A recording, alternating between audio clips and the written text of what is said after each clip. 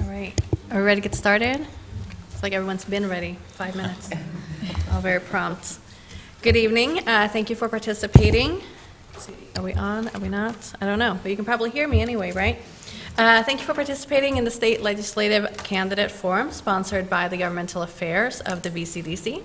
My name is Julia Helwig. I'm a professor of political science at USD, and I will be moderating tonight's forum. This is a true forum in that the majority of the questions will be coming from you, the audience. Several members of the audience have already submitted questions, and if you would like to submit a question once we have gotten started, get a hold of Chris Larson in the purple in the back. He'll get you a little note card and a pen so that you can write down your question, and then he'll bring it up to me so I can read them. Let's see. So we're going to start off with a 2-minute opening statement from each of the candidates. After that, we'll be moving into the forum. Once again, they'll have 2 minutes. At the end, we'll have closing statements, again, 2 minutes each. The candidates have been randomly assigned into a speaking order. They'll be speaking in the same order, but we'll be rotating in terms of who will be speaking first. And I will also be rotating between House starting and the Senate starting. Also, for all of our candidates here, Lindsay will be sitting up in the front. We'll have little note cards to let you know when you're good to go and when you need to cut it off. Do we have any questions before we get started? All right. With that said, again, we'll be starting with opening statements. We'll be starting with the House this time, and we'll be starting with Mark. Well, hi, I'm Mark Winiger, and I'd like to thank everyone for coming. Thank you for the Chamber for having us, and Julia for being our moderator. Most of you know me. I moved here with Gateway 20-some years ago, and I've been part of the community ever since. Michigan State University grad, the first time. Ferris State, the second, and I got my doctorate here at USD, so go Yotes. Taught at Mount Marty College for many years, computer science, and retired a few years ago and got involved in politics. Right now I serve as the chair of the Clay County Democrats, the district chair of the Democratic Party in District 17, as well as on the central and executive committees for the state. This election, as far as I'm concerned, though, is not about me. It's about you. It's about what kind of state you want to have for your children and your grandchildren. What kind of future do you want to create? And with that, I'll give it to Ray. Thank you, Mark. I want to thank you also for coming out tonight, and all those folks who I guess are watching us at home for doing that as well. Most of you, I think, know me or at least know about me, but I'll give you a little bit of background. I've been in the legislature for 4 years, 2 terms. The last 2 years, I served on the Appropriations Committee, which is the committee that sets the budget. The 2 years before that, I was on the House Transportation Committee and the House Education Committee. Before that, I taught at USD for 33 years and retired 5 years ago. I've been involved in the community, particularly at St. Agnes. I was on the Finance Committee. I was the treasurer for what we then called St. Vincent de Paul Society, now called St. Agnes Charities, for about 25 years until I had to give that up because I was going to be out of town for a couple months every year. As far as issues go, when I started running 4 years ago, I said there were 2 issues that were most important to me. One was teacher salaries, and the other one was Medicaid expansion. We got an increase in the sales tax rate last session. That will bring us up to about 40th in the nation, but at least we're out of the cellar. But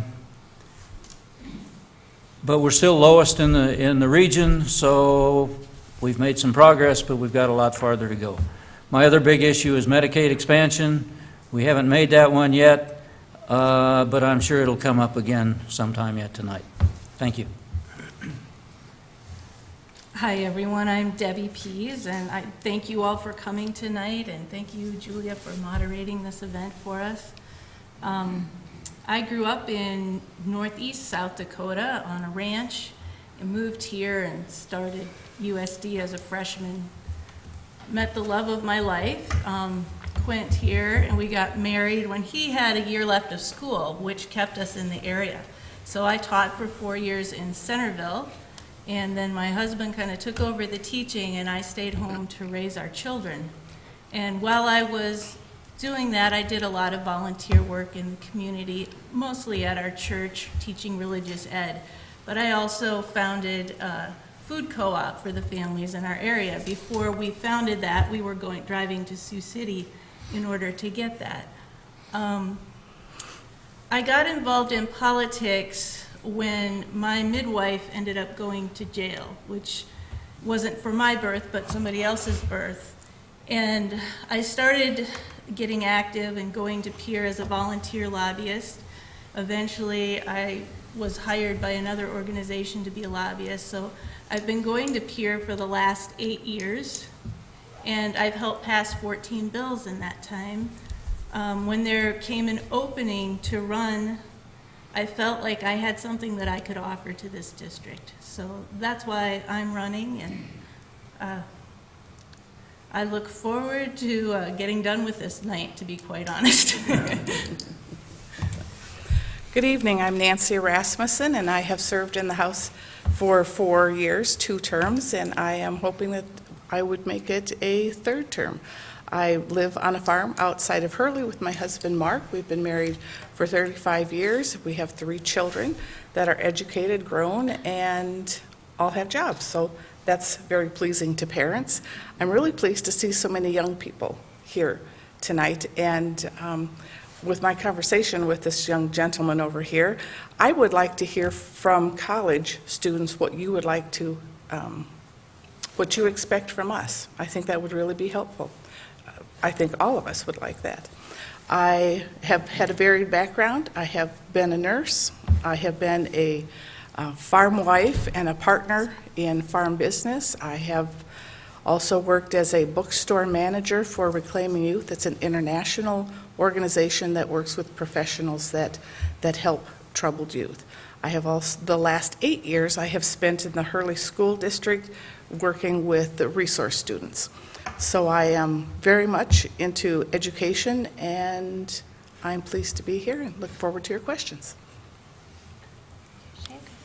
Well, I too would like to thank the Chamber for putting this on.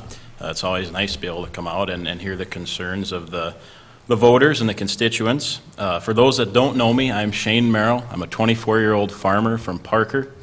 I'm involved in our family operation. I came back to our farm in 2011 with my father and my grandfather, so that makes me the 4th generation. It's always interesting when you're working with your dad and your grandpa, but we get along pretty good, and it's really a blessing to be able to do that.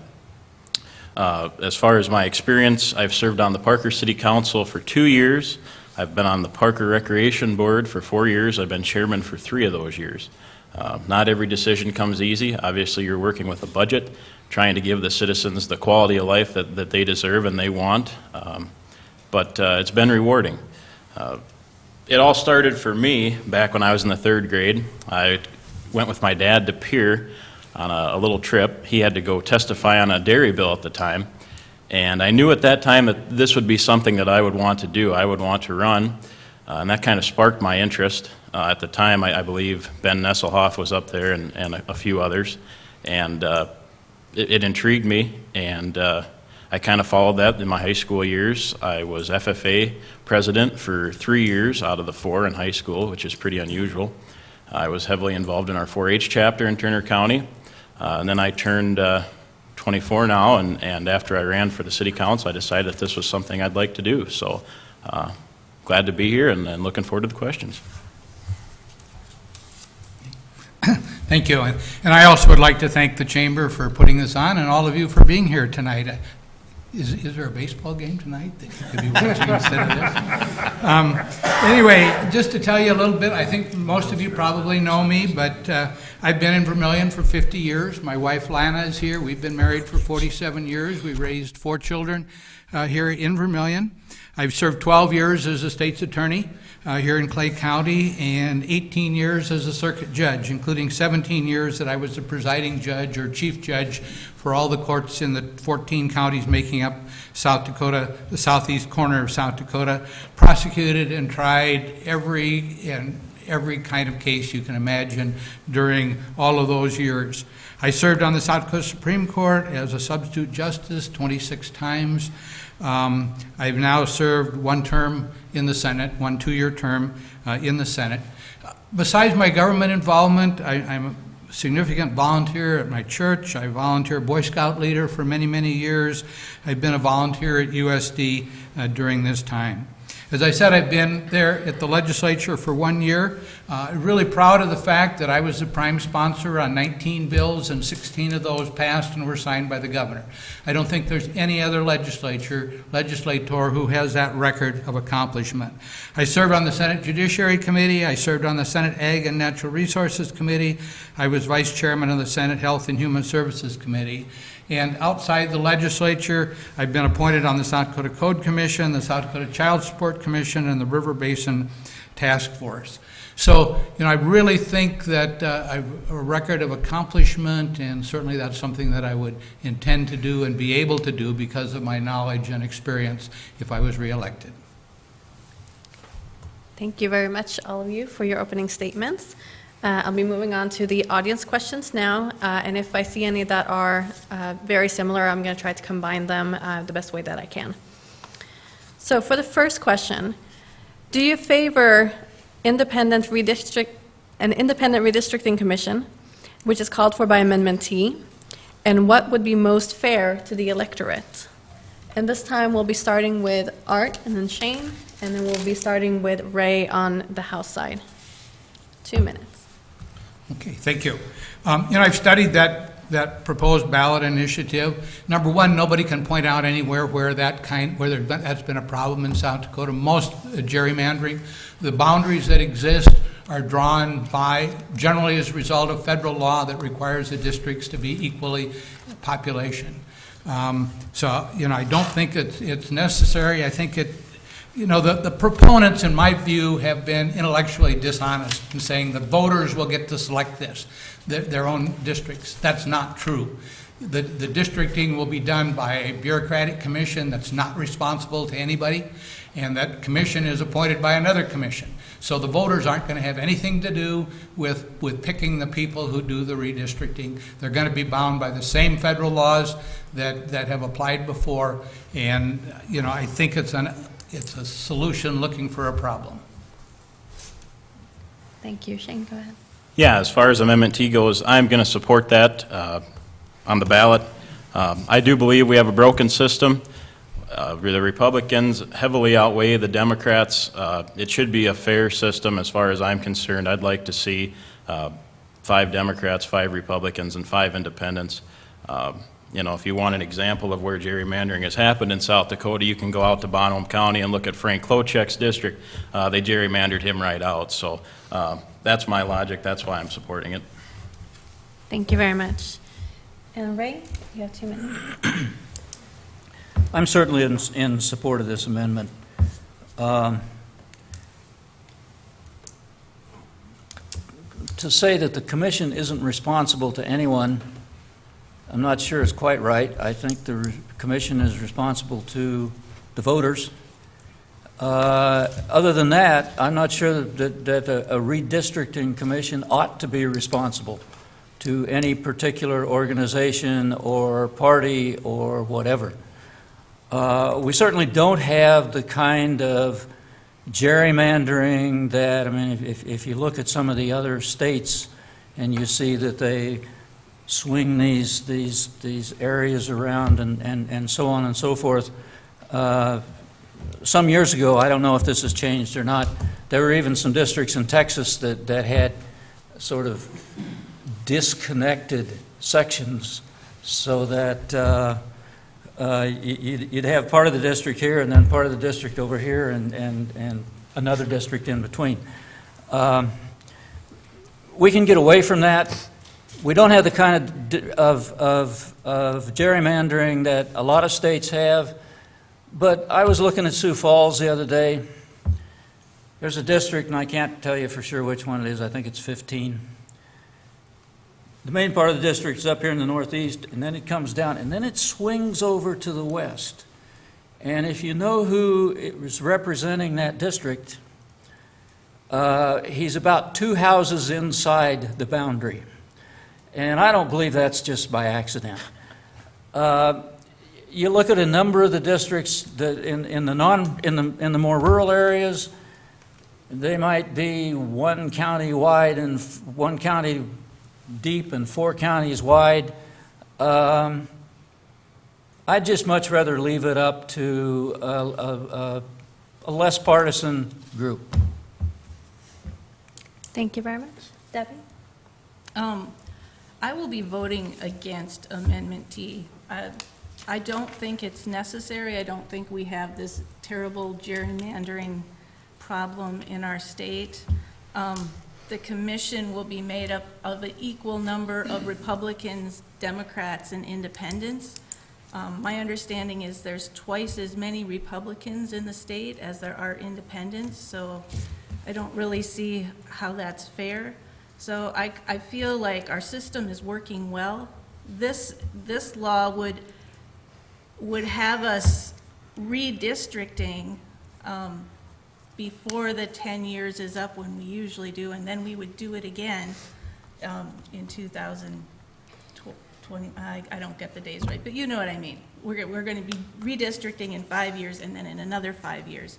So I think I would prefer to keep it as it is. Thank you very much, Nancy. I'm pleased with District 17, and I think that the lines have been drawn fairly. A portion of Marion came back into our district, and that just follows Turner County. I don't know that anybody would do anything different. We draw lines by boundaries and by population. So I think as it is right now, I'm pleased with it. Thank you, Nancy. Mark? Well, I'm in favor of this amendment, and I'll tell you why. It's a very popular issue all over the country with both Republicans and Democrats. It's out of favor with those parties in power and in favor with those parties that are out of power, as you've seen right here. Now, this amendment would set up a nonpartisan panel that would be evenly balanced between Democrats, Republicans, and independents. And that seems fair to me. Thank you very much. All right, we'll move on to our next question. Question is another ballot measure. Do you support initiated Measure 22, the Anti-Corruption Act? Explain why or why not. This time we'll be starting with Debbie.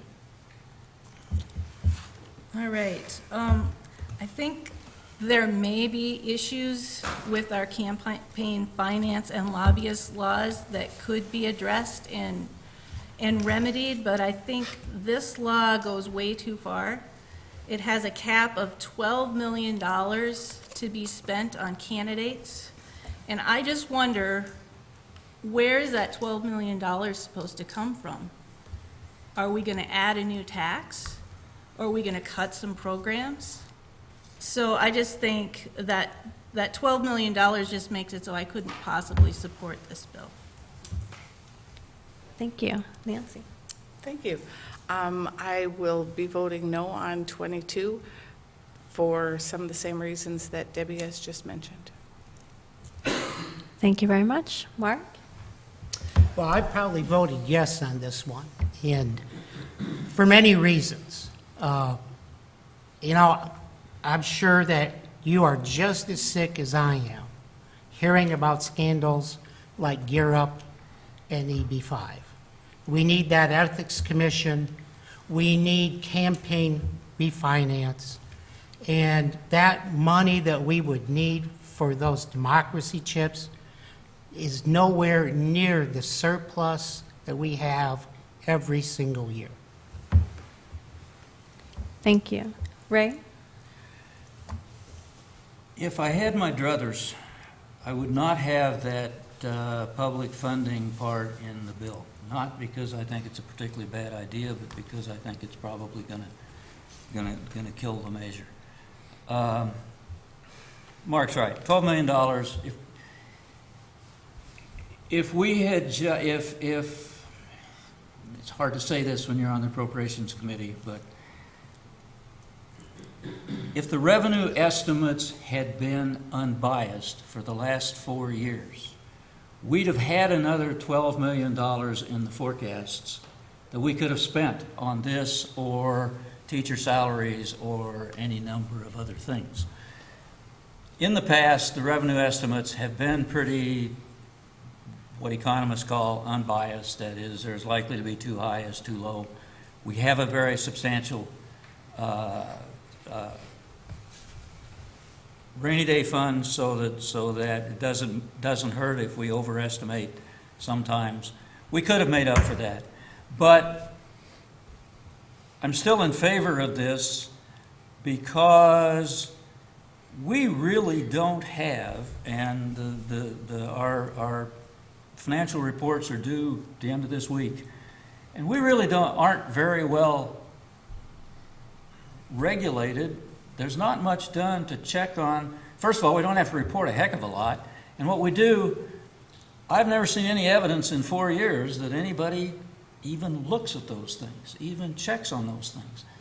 There are people who sort of put everything into one category, and I try to divide them up the way that I think they're meant to be on the reports. This would make South Dakota's government much more transparent, and we need that. Thank you, Ray. Moving on to the Senate side, we'll start with Shane this time. Yeah, I agree with Ray. I don't particularly like the public funding option of this amendment, but I am going to support it. You know, when I've been out and about, I've talked to just hundreds of people, and the one thing I keep hearing, lack of transparency and the level of corruption that we have seen. Now, if our supermajority and peer do not want to tackle this issue and give us a non-biased ethics commission with an even number of Democrats and Republicans to watch over this stuff, obviously the voters are trying to take this into their own hands, so I'm going to support it. Thank you very much. Art? Thank you. I'm opposed to spending $12 million of public money to allow politicians to run ads and to do robocalling and to do mailings to all of you. That's $12 million that could be used for something else. Secondly, the advertising that's been running in favor of this thing says, well, lobbyists can give undisclosed gifts. That simply is untrue. Every one of us is in the process of preparing a campaign report that has to be filed by this coming Friday, that has to list every single donation towards our campaigns, including anything we got from gifts. So that's untrue. Finally, the people that are talking about this ethics commission to get rid of corruption apparently haven't read the bill, because the ethics commission is limited to enforcing the financing and the election laws. It's got nothing to do with corruption. Read the bill and you'll see that. Thank you very much. All right, our next question. Currently, around 25,000 South Dakotans lack health insurance. If elected, will you advocate for and vote for Medicaid expansion in 2017 to make it possible for all citizens to be insured? If you are an incumbent, did you vote for Medicaid expansion in 2016? Why or why not? This time we'll be starting on the Senate side, and we'll be starting with Art. Okay, thank you. Number one, there was no vote on Medicaid at the last session, so nobody who's an incumbent can tell you that they voted it if they're being truthful to you. I've told everybody that questioned me last year and this year that if the issue of Medicaid expansion comes up, that I would vote in favor of that. It's a no-brainer. The plan the governor came up with is a no-brainer, in my view. You know, if the federal government will undertake, which is part of their agreement, they will undertake the responsibility to provide medical care for the Native American tribes, which they contracted to by treaty.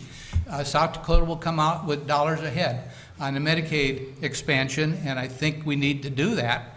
And we probably will even have some extra money left over. Thank you very much. Shane?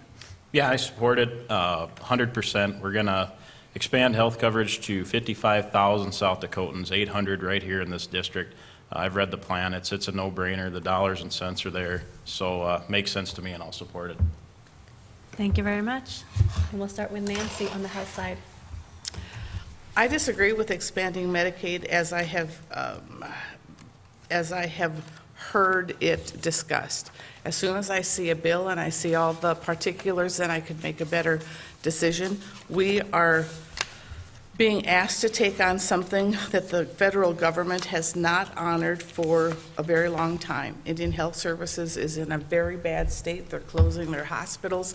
They haven't taken care of the people that they should have been taking care of in the first place. This is a three-way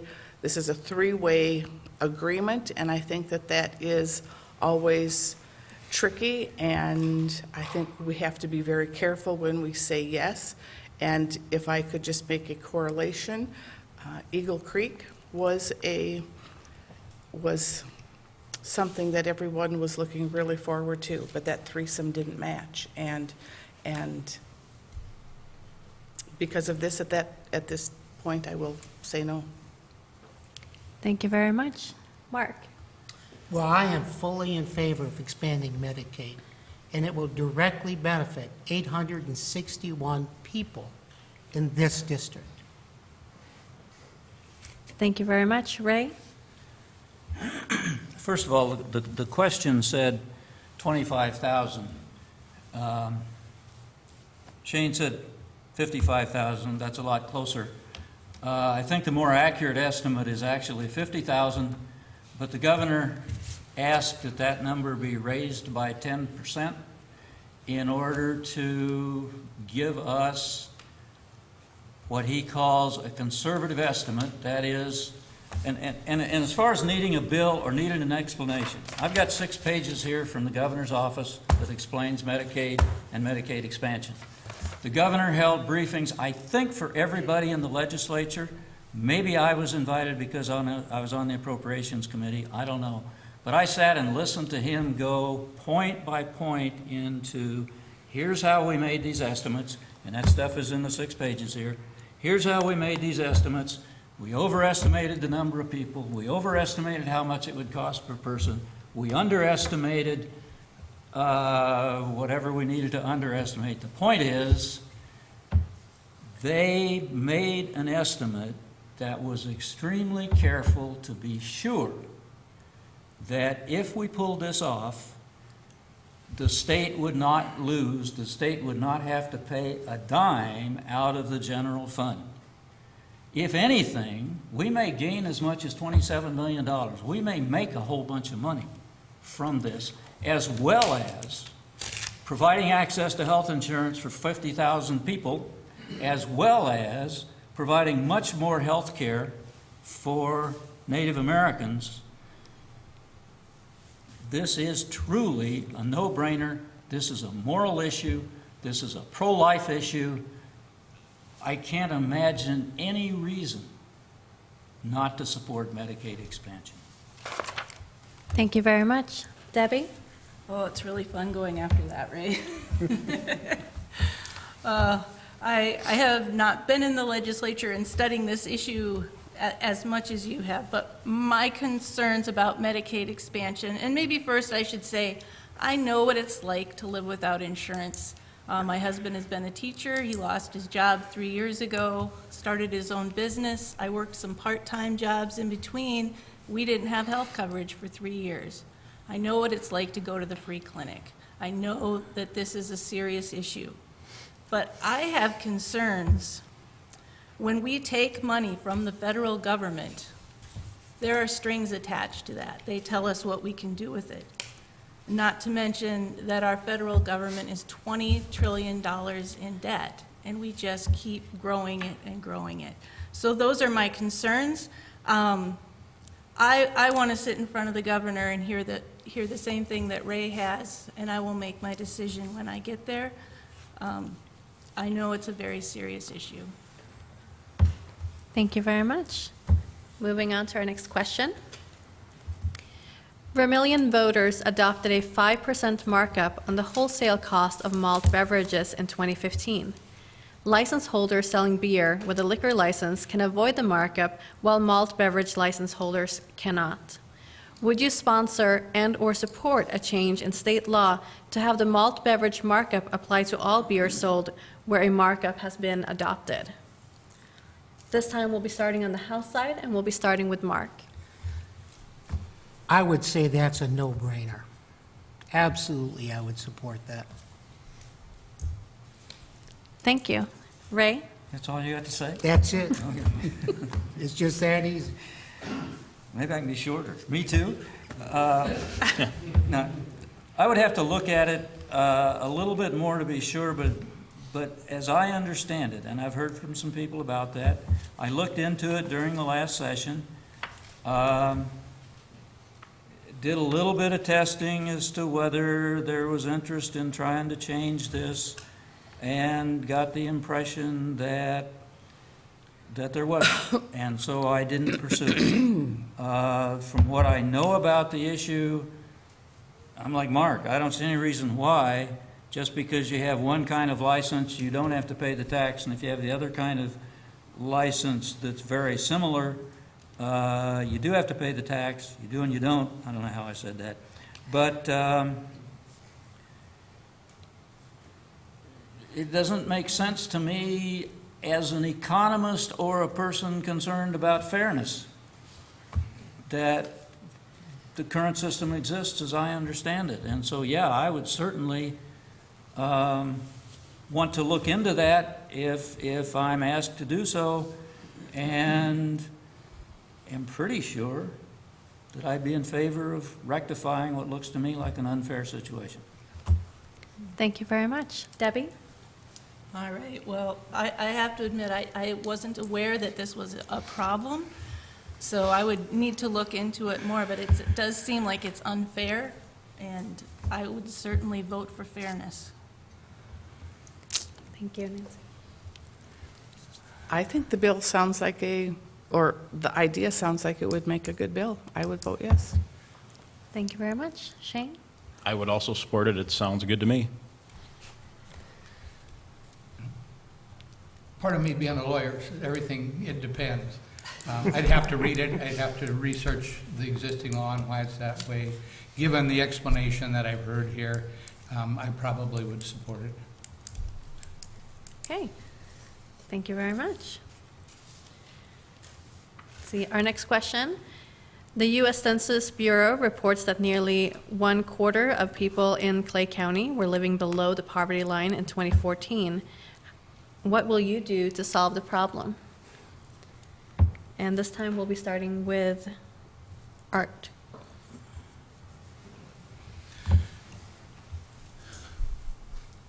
You know, I'm not sure how accurate that figure is.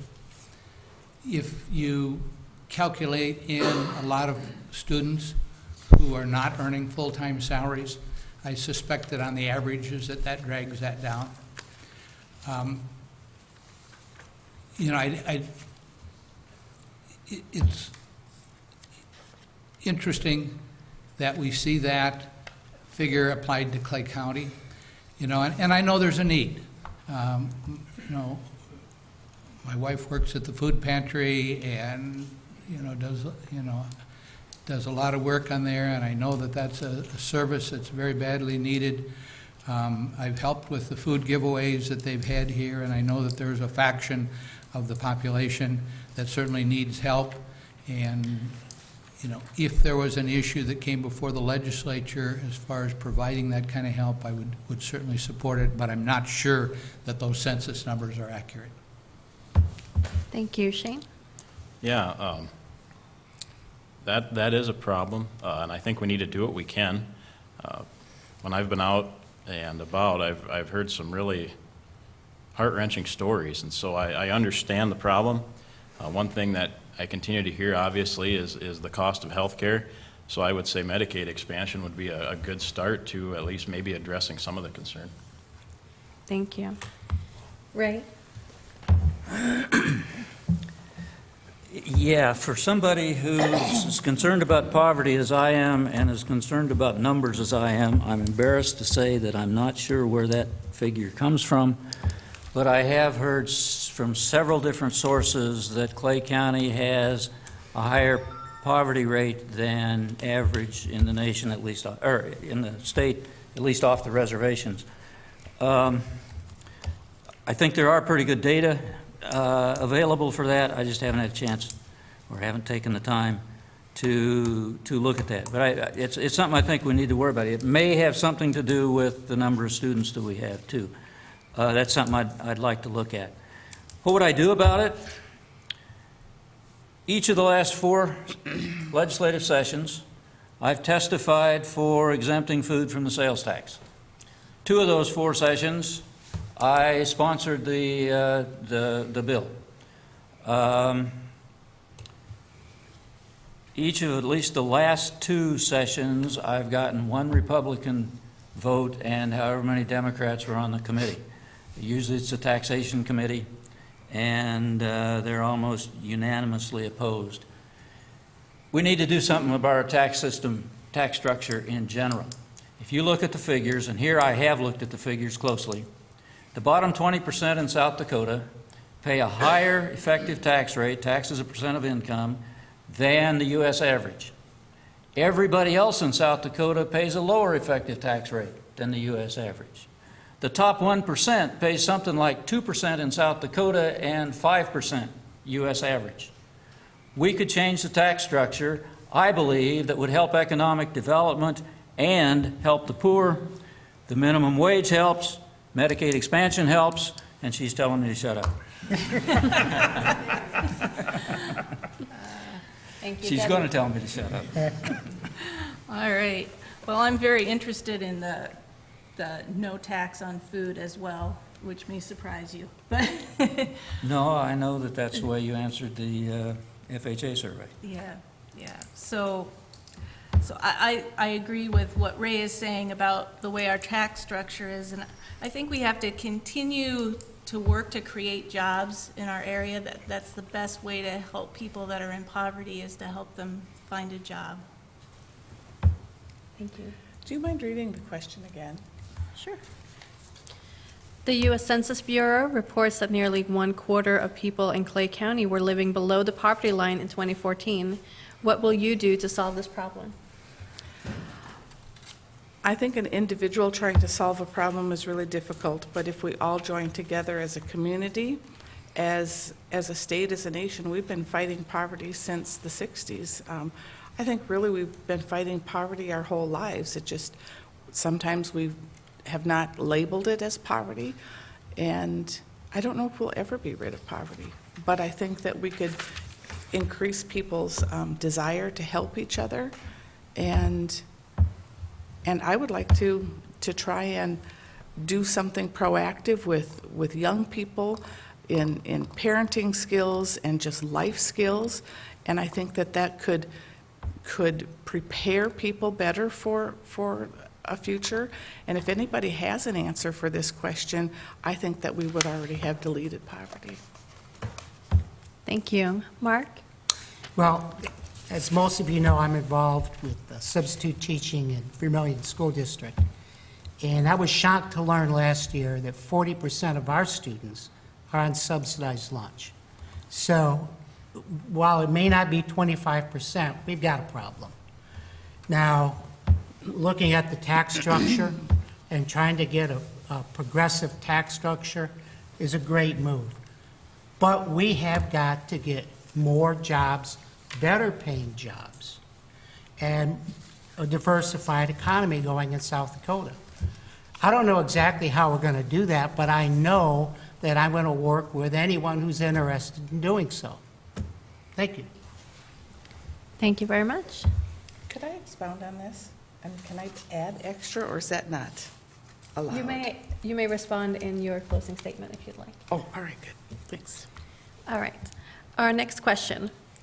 What do you feel are the top 2 or 3 issues that you would like to see resolved by the legislature next year? And this time we'll be starting with Debbie. Wow. I'm a rookie here, so I'm gonna go back to what got me involved in politics in the first place, and that is expanding healthcare opportunities for families, namely access to midwives.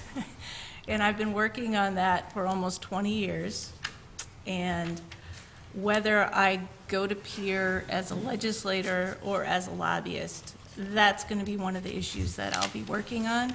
And I'll be watching very closely. I know that this issue affects a small minority of people in South Dakota, but for the people that care about it, it's huge. And that's the way it is with every issue in peer. Every bill is important to somebody. So I will be watching every bill carefully, and this one is particularly important to me, so I'll be working on that one way or the other. Thank you. Thank you, Nancy.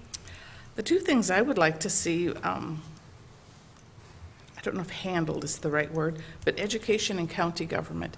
Every year we fight for education. Every year we fight for county government and both entities need funding.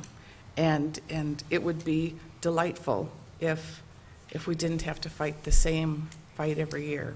And both entities need money every year. So the other thing that I would like to see agriculture have more attention. We have fewer and fewer farmers, and at the same time, that is the number one.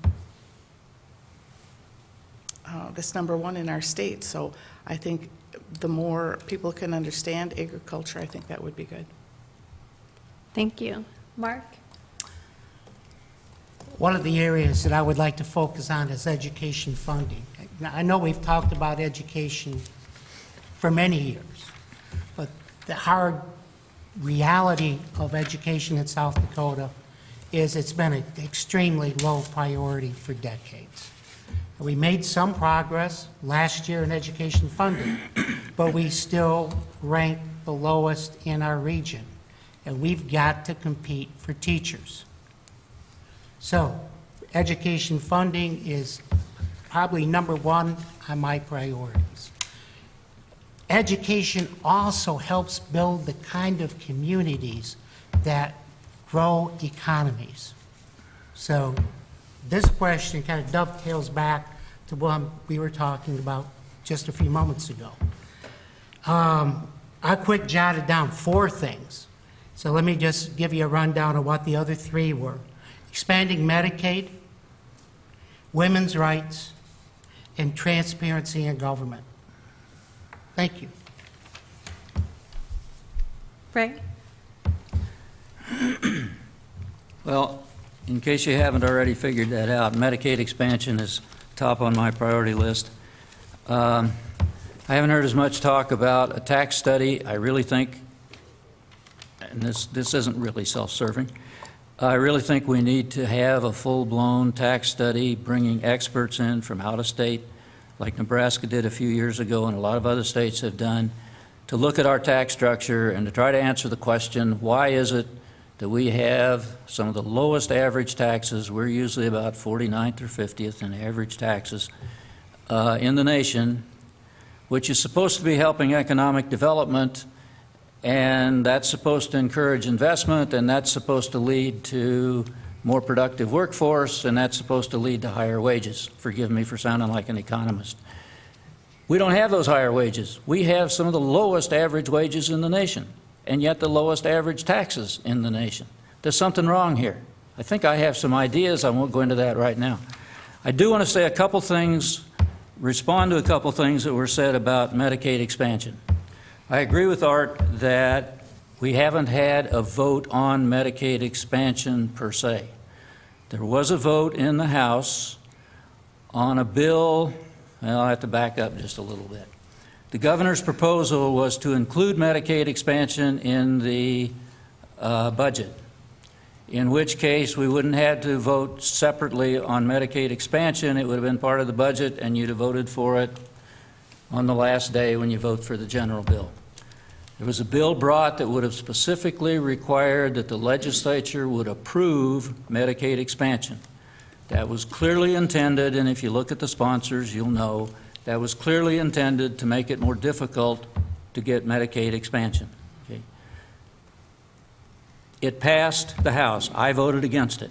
It's the closest we've come to voting for Medicaid. I voted against it. It then died in committee in the Senate, I believe, so they didn't see it over in the Senate. But we have had a vote. It was the Republicans who opposed, who supported the bill, who opposed Medicaid expansion. Many of them do. The Democrats Thank you, all Rick. supported it. Sorry. Thank you. Shane? My three top issues are pretty much what I've been hearing when I've been out and about. When I started this, I didn't have an agenda. I really wanted to be a voice for the people. And the top concern I heard, particularly in the first few months, was the lack of transparency. I would assume that was because we had a lot of play in the media at the time. Recently, healthcare has been a major concern. Costs continue to crush middle-class families, hard-working families. Medicaid expansion is a piece of the puzzle, and I think it's something we really need to get done. Education is also always an important issue. Continued funding for our schools, our teachers, and yeah, those are my three main issues. Thank you. Art? I've got a couple of different issues. One issue that's near and dear to my heart, and as you heard me say earlier, I have 4 children that all went to higher education, and so I know the costs that are involved in that higher education. One of the bills that I strongly supported last year was the bill to provide extra fund to higher education so they didn't have to increase the tuition this year. I'd like to see that happen again next year. A few years ago, the state was providing 51% of the funding for higher education, and now it's down to 44%. That's the wrong trend to see. Second area is we did pass this additional school funding this year. I've heard a lot of complaints from some school districts about that. I'm afraid that there's going to be some kind of a move to go back and to change the funding formula. I want to make sure that if there's any changes in that it doesn't adversely impact the school districts in District 17. Third area that maybe I'm uniquely qualified to assist in, and that is our prison overcrowding, particularly in the women's prison, where, and that's primarily due to meth. We're going to have to do something at this session, and my experience in the justice system for 40 years, I think, makes me uniquely qualified to help resolve that issue if there is a resolution, and I don't know that there necessarily is. And finally, and I know I'm going beyond the 3 points, but I've still got time, so I'm going to throw in a fourth one, and that's the Medicaid expansion. All right, thank you very much. Our next question. Do you support placing limits on lobbyists? And this time we'll be starting with Art.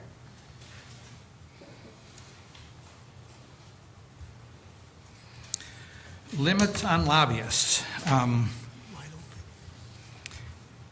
I'm not sure I understand limits on how many lobbyists there can be, limits on contributions that lobbyists can make, limits on the amount of time that the lobbyists can spend talking to legislators, limits on where the lobbyists can contact the legislators. You know, I frankly don't know what the question is asked. There are limits. Lobbyists aren't entitled to come into certain areas. They're not entitled to come to visit with the legislators during certain hours of the session. The contributions they make to a legislator's campaign funds have got to be disclosed. I'm not sure what other lobbyists, as far as the lobbyist requirements that someone who's a legislator can't immediately go back and lobbying. I don't have any problem with that at all, but I'm not sure that that's really happened in South Dakota. So, you know, that's kind of a vague answer to a vague question. But Thank you. Shane? I would assume that you're talking about donations from lobbyists. Yes, I would say we could put some limitations on that. That's one thing I've been very proud of during my campaign. All of my donations pretty much have been local, many of them from Republicans. So, yeah. Thank you. Nancy? I do think that there needs to be some limits on lobbying, but I'm not sure how you could enforce what I'm going to tell you. I know that there are some organizations that have more money than others, and because they have more money, they can spend more money on legislators, and I just don't think that that's very fair for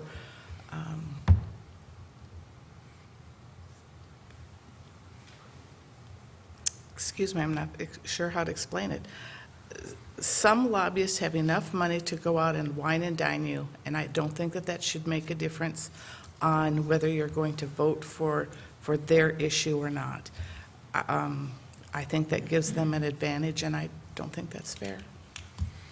Thank you. Mark? Yeah, I certainly think there should be some limits put on lobbyists. For one, is that if you leave the legislature or the governor's mansion, you shouldn't turn around and become a lobbyist. There ought to be a period, a waiting period before you can move from government into being a lobbyist. We also need limits on how much money lobbyists can give. This is an issue that the whole nation's looking at, and we need to come up with an answer that fits South Dakota on this. And I think that's all I've got to say on the subject. I'm new, too. Thank you. Ray? I agree that a waiting period of a year or two after you're in the legislature or working in government or whatever, although that would definitely crimp the style of certain people who live in Pierre or in Sioux Falls or other places. I haven't experienced, and maybe it's because I'm in the wrong party and maybe it's because I'm naive, but I haven't experienced what I considered excessive lobbyist contributions to individual legislators. Now, I don't go out and look at the financial reports, maybe a couple of them, but I don't think that's a particular problem. The problem I have with that, and this relates back to one of the budget or one of the ballot measures even. One of the problems I have is with the lack of transparency. Now, actually, you can take a personal contribution from a lobbyist, and if it's only $100, which granted isn't a whole lot of money, but if it's only $100, you don't have to itemize that on your financial report. I've got a couple of those. But we really don't know what people are giving. It's not checked very well. It would be nice to see some reports put out itemizing how much money goes to certain people, the kind of thing that you see in tracking some of the federal candidates. So I guess I'm less interested in limits on lobbyists at this point as I am in transparency, and then we'll know whether we need limits. Thank you. Debbie? All right, well, I like this question because I've been a lobbyist for 8 years, and You didn't give me any money. I don't give people any money because I don't have any money, but, so I'm not that kind of lobbyist that can take somebody out and wine and dine them. I'm more of the, let me try to educate you on my issue. But I have had to compete against those kind of lobbies that have unlimited pockets, and I think it would make it a lot fairer playing field if there was at least disclosure of how they're spending their money. And I think there are those forums, but I think you really have to dig to find those. And as far as a limit from a revolving door from a legislator to a lobbyist, now you can be a lobbyist and go be a underpaid legislator. But as far as going from the legislature and being a lobbyist, there is there's at least a 1-year wait, because as I decided to run, the organizations that I lobby for are like, ooh, are we going to have another lobbyist? And ooh, it can't be somebody who's been in the legislature. So I know that that's true.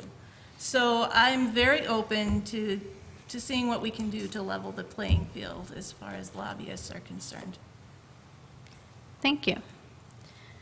Our next question. Avera and Sanford insurance companies are unwilling to allow individuals to access each other's networks. This is going to cause great hardship for many South Dakotans. Is there anything that the legislature can do to solve this problem? And this time we'll be starting with Mark. Oh, I wish they would start it with you, Ray.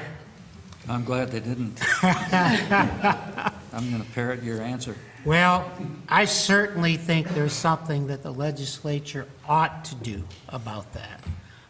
And I would hope that the legislature could pass a law requiring that kind of reciprocity between medical care providers and insurers. Moving on. You didn't help at all. I really need to find out a lot more about this before I can say very much. And in fact, there's kind of an ad hoc group that I've been asked to join. We're going to have our first meeting next week to look at, I guess, this very issue. One of the questions I have is how all this relates to, what they call it? Obamacare. No, well, yeah, Obamacare too. But any willing provider. We passed that ballot measure a couple years ago, I guess, that's supposed to require any insurance company to allow any clinic, and there's some restrictions on the amount that they can charge and so on and so forth. And it seems to me, from the little bit I know about this, that it conflicts with that. I have just a bit of a problem with the idea of requiring every insurance provider to accept every clinic because, and this was the argument I gave against any willing provider, because it takes away some of the ability of the insurance companies to compete with one another by having preferred providers and all of that. So I'm mostly going to plead ignorance here and say that, here's some random thoughts, but that's as far as I can go at this point. Thank you. Debbie? Yeah, I've talked to friends who've had this happen to them, and they have to drive a long way in order to get care now because the insurance companies aren't covering each other's. And that's what I thought too, that patient's choice bill that passed. How can they get away with this? But I really don't understand it any better than Ray does, so I will plead ignorance as well. We have an excuse for it. You're in big trouble. Thank you. Nancy? Well, this is an interesting piece for me. My husband and I are on with an insurance group that is neither hospital, and we've heard that they're not going to take that insurance anymore. So I think that both hospitals may both fall into a little bit of a lobbyist themselves, and I would like to break them both up, so. Is that a good enough answer? Without going any Your further? answer. Thank you. Art? Ray, maybe I can explain this. I'm familiar with the Any Willing Provider bill, and what that requires is that any medical provider, doctor, et cetera, who wants to be a provider, that the insurance company has got to allow them to be and to pay them. This is the opposite situation where you've got a medical provider, specifically Stanford, that says we're not a willing provider and therefore we're not going to accept this. I did see the story in the paper today that the governor or the state of South Dakota has negotiated an agreement with Sanford where they're going to cover the state employees and the insurance that, so that they will continue to be covered by both hospital systems. And it seems to me that that kind of individual negotiation is the way to try and resolve this problem. Thank you. Shane? Yeah, it's an interesting question and problem. I doctor at Sanford, and I also doctor in Rochester, Minnesota at Mayo. So, it is a problem. I'm not going to dig too deep into it because I am not 100% familiar with it, but I think it's something we need to look at. Thank you. Our next question. Would you support eliminating the death penalty? And this time, we'll be starting on the Senate's side, and we'll be starting with Shane. Yeah, I mean, I'm a Catholic.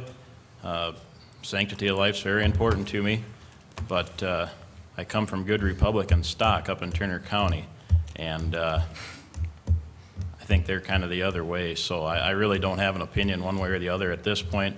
I'm willing to look at it either way. Thank you. Art? Well, as most of you are aware, I was the leading sponsor of the bill to repeal the death penalty last session. I got beat up badly for doing that, but I was the leading sponsor. And the reason that I sponsored that is that I'm the first legislator in the history of the state of South Dakota who has personally tried a death penalty case and sentenced a man to death. I would have told you all the years I was a prosecutor, death penalty wouldn't bother me at all. But when you actually try that kind of a case, you see the cost, you see the effect on the jurors. I think it's unconscionable that the state of South Dakota is continuing to pursue the death penalty. And we're not actually doing it. The only people we execute are the people that consent to be executed. There have been 7 people sentenced to death in South Dakota, and we haven't executed any of them that didn't want to be executed. 2 of them committed suicide, and 3 of them dropped their appeals. The other one's 25 years, and the other's, 10, 15 years of appeal. Will they ever be executed, or will they die in prison? So, we say we've got a death penalty. We don't really have a death penalty because, we spend millions of dollars on these cases, and the only people we put to death are the ones that want to be put to death. It's kind of a state-helped suicide. Thank you. And on the House side, we'll start with Ray. I have expressed the concern that South Dakota is going to become the state-assisted suicide center of the nation.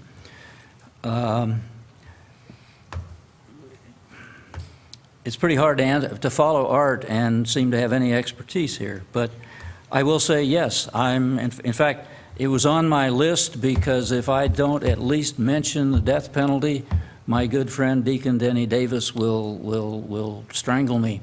Well, no, he wouldn't do that, but chastise me for not bringing it up. For me, it's part of a consistent ethic of life. I'm a Catholic as well. It's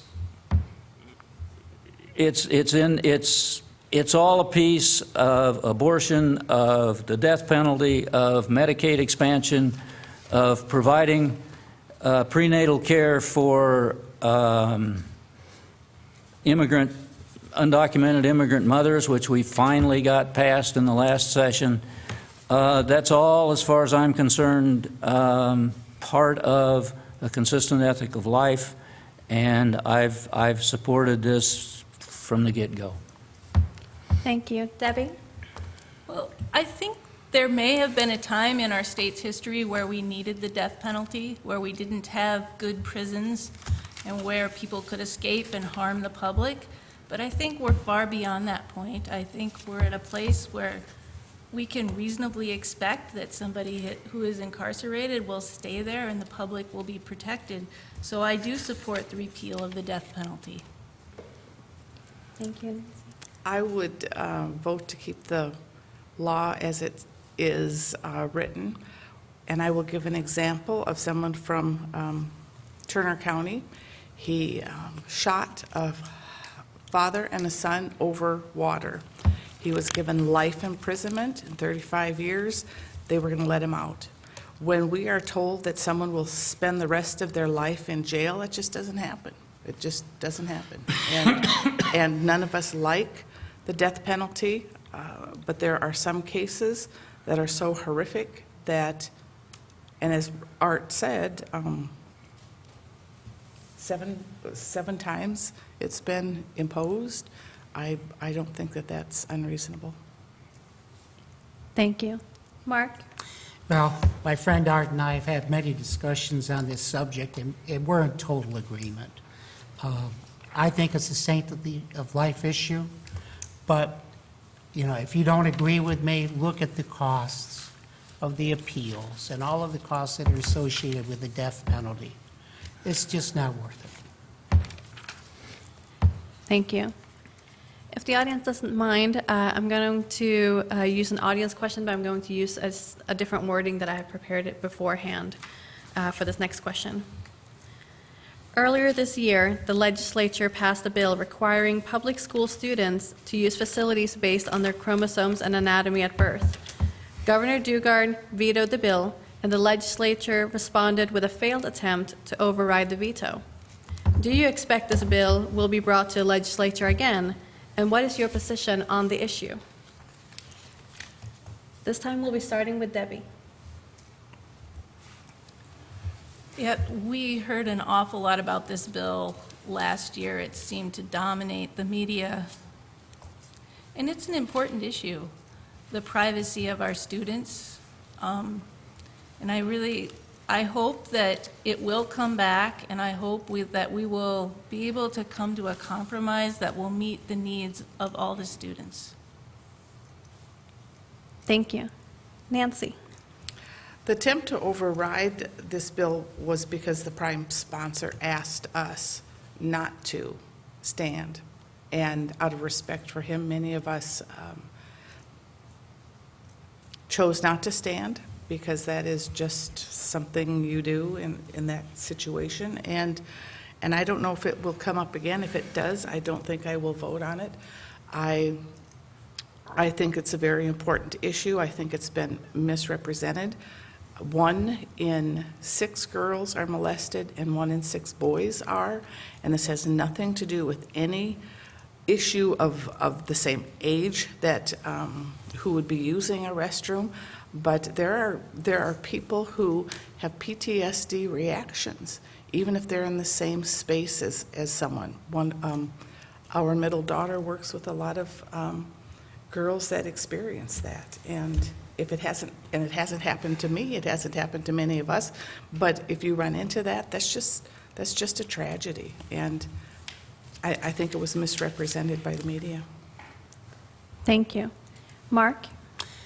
Well, you know, this is really a school board issue. Every school is different. For instance, in Vermillion schools, we have private stalls for showers and in the bathroom. It would not be an issue. For that matter, you know, this idea of being transgender, I don't want to get too far into this, but somewhere around 1 to 2 people for every 2,000 born is neither male nor female. And the medical term for that is a hermaphrodite. And these people have lived with us since the beginning of time. They've been using our bathrooms, they've eaten in our restaurants, it's never been an issue. I don't think this is any different than that. Thank you. Ray? When this bill came to the floor, before it came to the floor, I talked to a number of superintendents here. Maybe I should back up. What I really focused on with the bill the first time I considered it was the alternative bathroom, I forget what the term was exactly, but that there would be another place for transgender students to go to the bathroom. That seemed to me like a reasonable compromise. I talked to some superintendents. They told me it wouldn't be hard to comply with that. For that reason primarily, I voted for the bill the first time. call me naive, I had no idea it was going to become the issue that it did. By the time it came up again, as Nancy said, the prime sponsor asked us to sustain the governor's veto. By that time, it seemed clear to me that there were many more issues involved than I had originally realized, and I frankly was sort of waiting to see what the governor would do. And when this governor comes out and vetoes that bill, it seemed to me like a pretty strong statement. Then, as I say, the the prime sponsor got on the floor and asked us to sustain the veto, and so I voted to sustain the veto. I'm still gathering information. I'm asking for, I want to see some research on who gets abused, who gets harassed, and so on and so forth.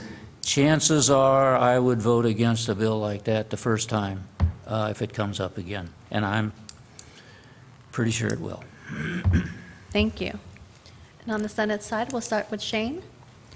Yeah, I'm sure this will come up again, and it's a hot issue. I oppose any bill like this. First of all, it's a waste of time. I've never heard of this being an issue, and I am the youngest one sitting at this table by several years. It's not a problem. You know, our friends on the right always preach local control, local control, local control, but then they want to come in and tell our school districts how they have to do things. So no, I'm against it, and I'll be against it if elected. Thank you. Art.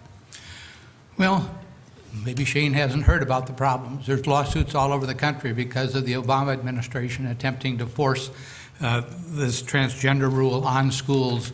They've been thrown out universally, as I understand it, by the courts because of the invasion of the privacy of the non-transgender students has been the rationale that I've seen on that. Now, having said that, the question itself and the bill itself was completely misrepresented in South Dakota. It was, as Ray pointed out, that if the transgender student is not comfortable using the bathroom, locker, shower room of their gender, of their DNA, then the school had to provide separate facilities. Didn't say it required that kind of an accommodation.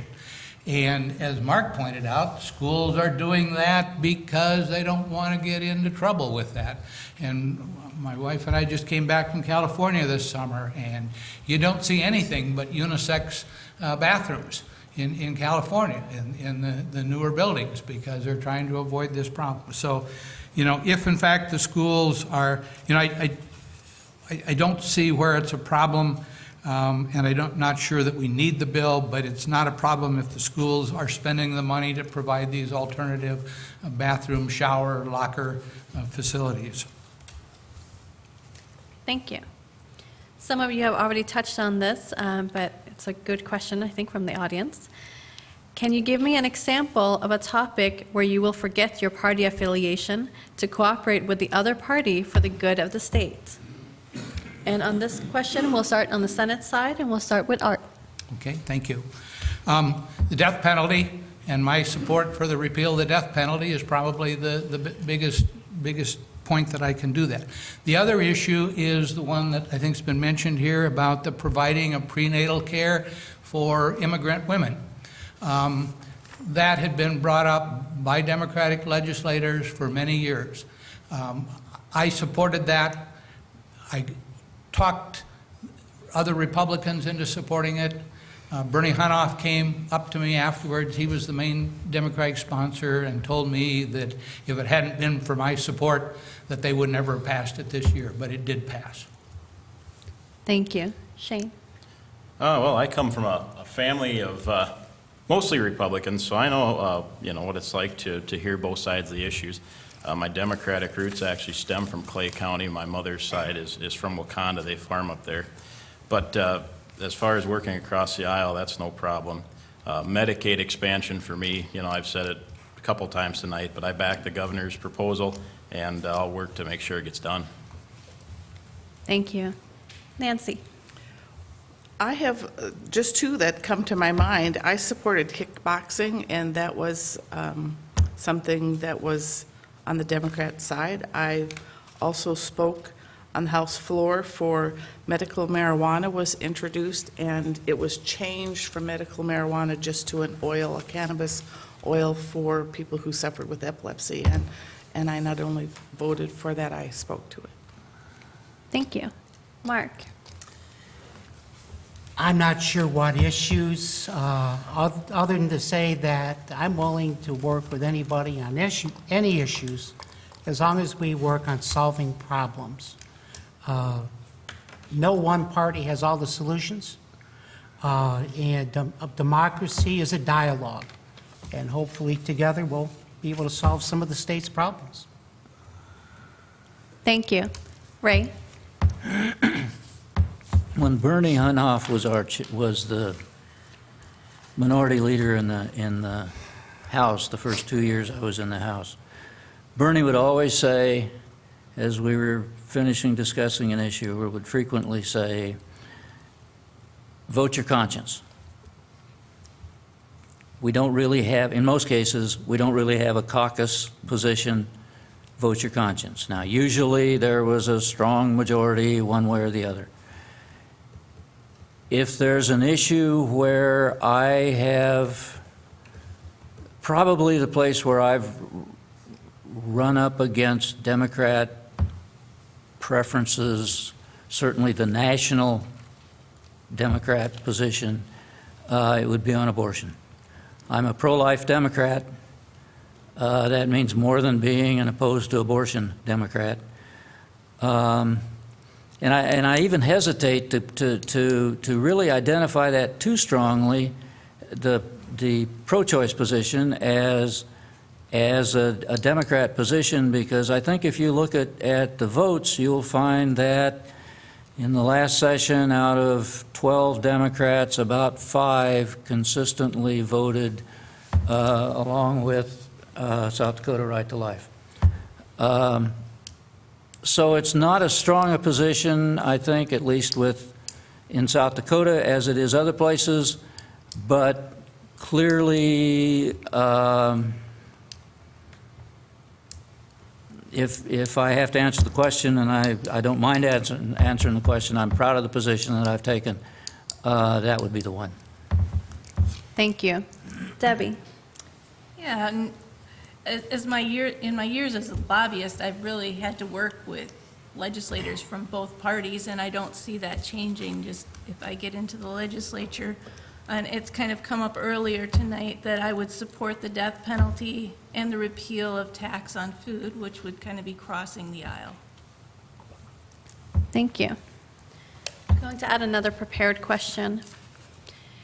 In this year's legislative session, there were at least 17 states with proposals to address substance abuse and drug testing for welfare programs, according to the National Conference of State Legislatures. Here in South Dakota, SB 153, which called for a provision for drug testing of TANF applicants, failed in the Appropriations Committee. Do you support this provision, and if so, is this a bill you will pursue in the next legislative session?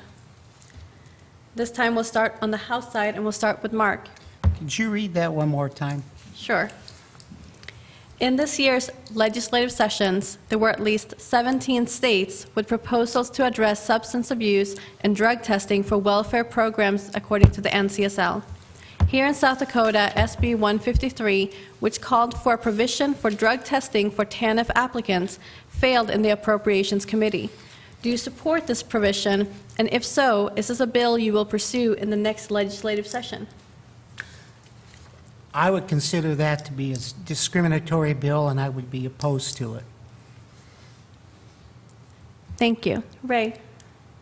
Are you going to test me before I get before I can take my Medicare deposit, or before I can go to the doctor? I shouldn't say Medicare, my Social Security deposit, or before I can go to the doctor, or before I can get my retirement check from the state? This is clearly a discriminatory bill. It's an attempt to play on people's prejudice and ignorance, and I don't specifically remember that bill, but if it came up in appropriations, I voted against it. It got what it deserved.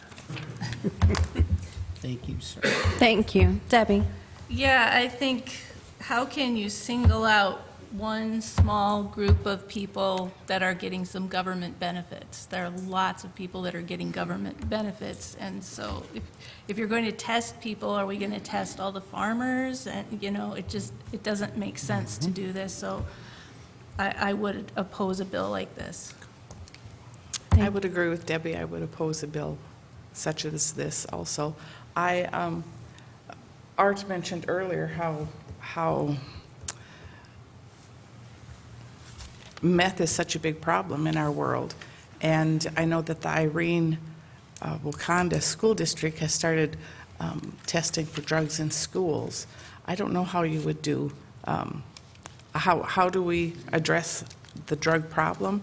It's a problem, but I don't know. In our family, we had a rule, all, one, or none. So if we're going to do drug testing, maybe we should all just be randomly picked. And that sounds just bizarre. I don't think that would fly either, but I'm not sure how to catch use early and change the behavior. Thank you. On the Senate side, we'll start with Shane. Yeah, I'll agree with what's been said. I don't like the idea. From what I've read in other states that have tried it, it doesn't work. It doesn't get the results they need. They just spend a lot of money, pretty much wasted money. So, as Nancy said, drugs, it's a big problem, and it's been even more eye-opening.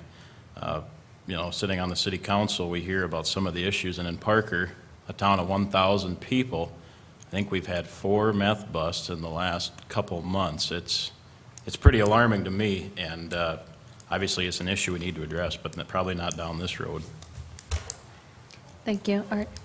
I'm not sure why a bill like that would have been in appropriations, and I remember hearing a debate about that, and I'm assuming that maybe it was actually in front of the Senate Judiciary Committee, and I remember my belief is that we killed it at that level. My big concern about that is if you're going to impose drug testing for welfare, who gets hurt?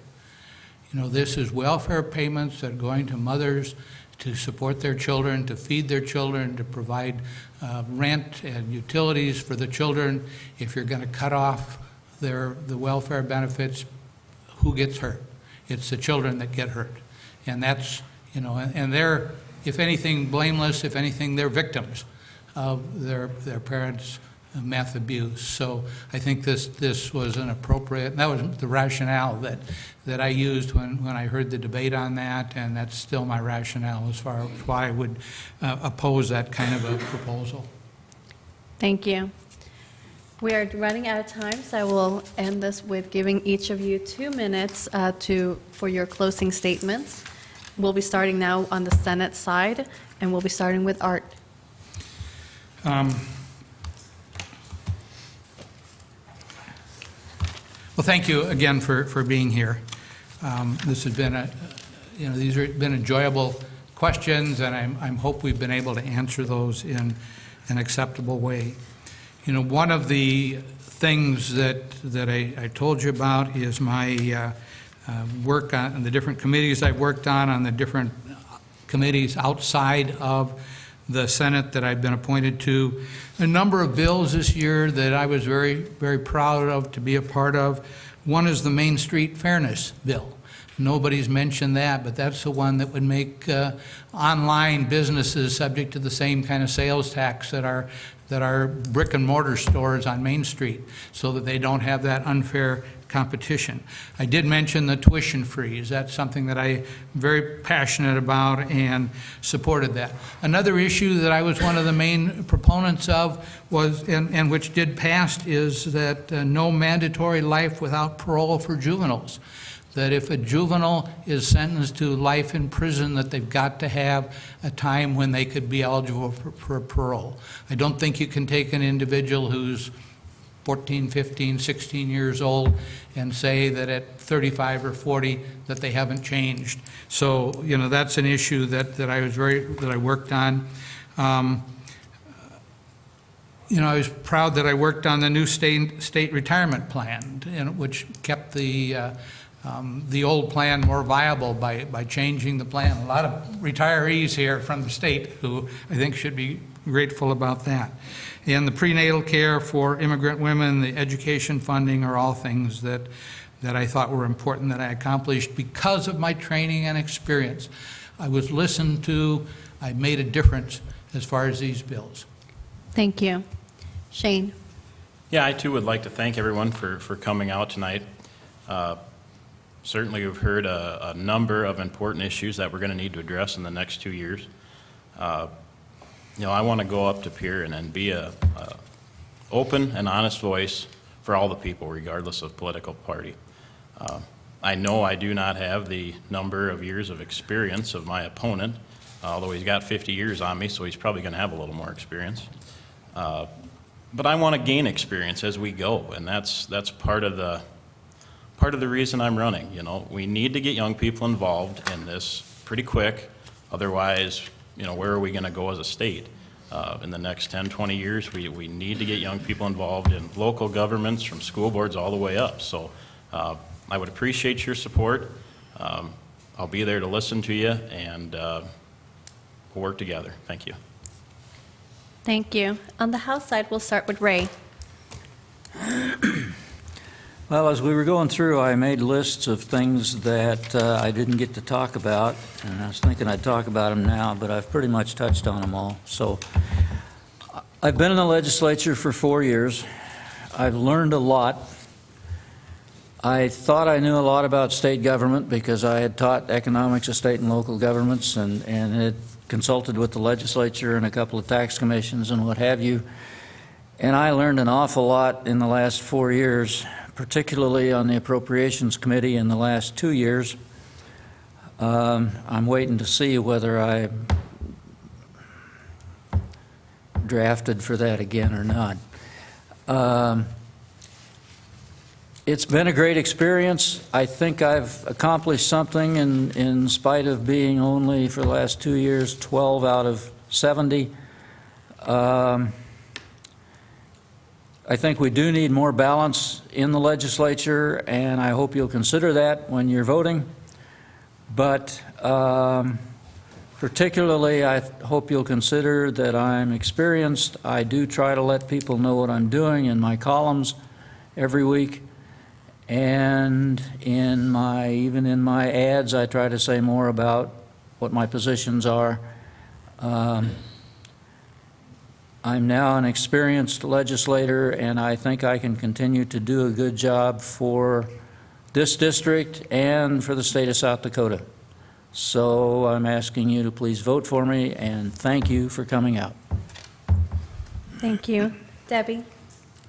Well, I ran because there was an opening to run, not because I really have anything against Nancy or Ray.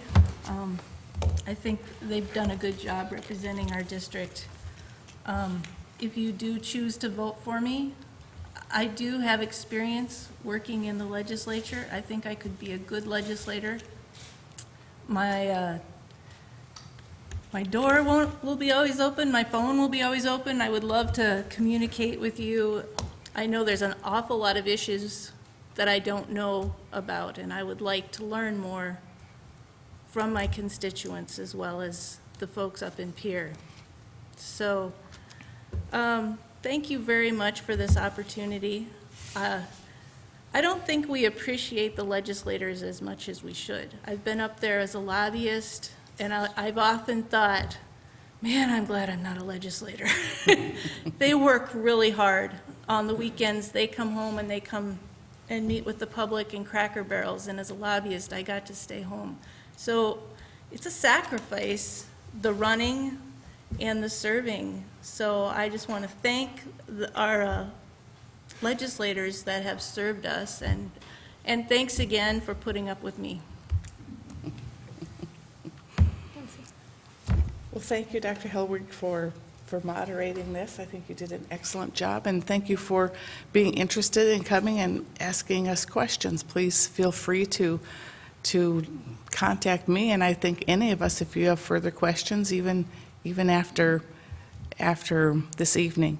I have been in the House now for 4 years. I've been on a couple committees that I have enjoyed and feel as though we have put some issues forward. I would like to continue doing that. I think my varied background helps me both in healthcare and agriculture and in education, and I would very much like to go to Pierre in January. So vote Nancy in November. Thank you. Mark? Well, as you know, I don't have any legislative experience, but I do have experience as an educator and as an executive in the computer industry. And I can bring those skills to the legislature to represent you and to be of service to you. But this election's not about me, and it's not about Ray or Nancy or Debbie. It's about you.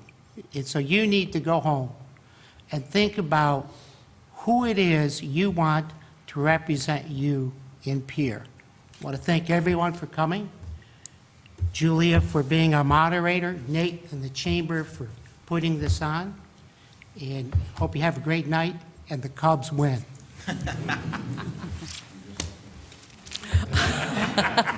Thank you all very much. A big thank you to the audience, especially those of you who provided questions. A thank you to the Governmental Affairs Committee of the VCDC for putting this together. And thank you to the candidates for participating in this forum. As a new professor at USD and as a scholar of state legislative politics, it's an absolute honor to be able to be here and to be able to provide this service to the public. So thank you again to all of you.